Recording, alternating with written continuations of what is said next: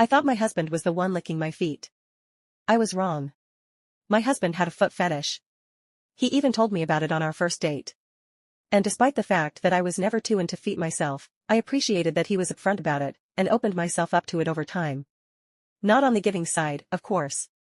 I've always just personally found feet disgusting. But on the receiving side. Which worked out perfectly, because my husband's particular foot fetish was licking toes. Yup, really getting in there with his tongue and slobbering all over each of my toes.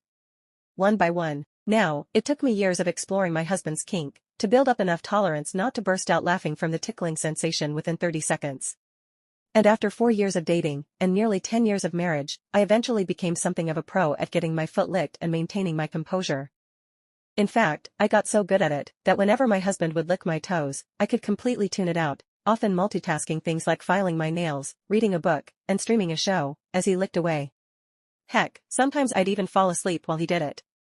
Which is why, on that fateful night in 2019, when I was lying in bed in the dark, my feet dangling off the mattress, and I began to feel a tongue slither its way up and down each and every one of my toes, I could not have been less bothered. Truth is, I probably wouldn't have even noticed that something was off, were it not for the fact that it felt as if my husband was trying a new technique. Something that he had never implemented before in the 14 years that we had been together. The bite. Yes, after feeling him suck each and every one of my toes, I then proceeded to feel more intense pressure, as I felt his teeth begin to clamp down on my feet. Feeling adventurous? I called out in the dark, before shaming him, as he sometimes asked me to do. You're a naughty, naughty boy, and you're gonna pay for that. I reached over to my bedside table, opened its drawer, and removed a pair of handcuffs that he sometimes liked me to use on him after he was finished with my feet. Don't make me restrain you. I called out again. But rather than play along, and flirt back from the foot of the bed as he always did, he suddenly stopped biting my feet. Honey? I asked, why'd you stop? But he didn't reply. For a moment, there was only silence, until suddenly, I heard my husband's cell phone ringtone go off in the bathroom. Ring. Ring. You gonna get that? I asked. But he continued to remain quiet, ignoring my question. Fine, I'll get it. I said, as I hopped up from the bed and tiptoed through the dark, over to the bathroom, its door having been closed since I retired to the bedroom earlier that night.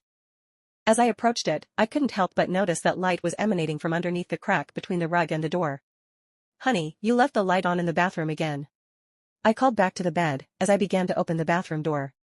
I'm gonna have to punish you even more. But before I could finish my sentence, my jaw dropped and I began to shake.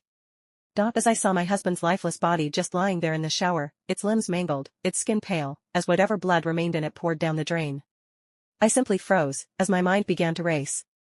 If that's my husband, and he is dead, then who the fuck was just licking my feet? I thought to turn around, and stare back into the dark bedroom. But I was too terrified to see who might be standing behind me. So I opted to instead walk over to my husband's body, and remove his cell phone from his pocket, which was still ringing, over and over and over again. Ring. Ring. I looked down at the phone, as I held it in my hand, and saw an incoming call from an unknown number. I answered it. Hello?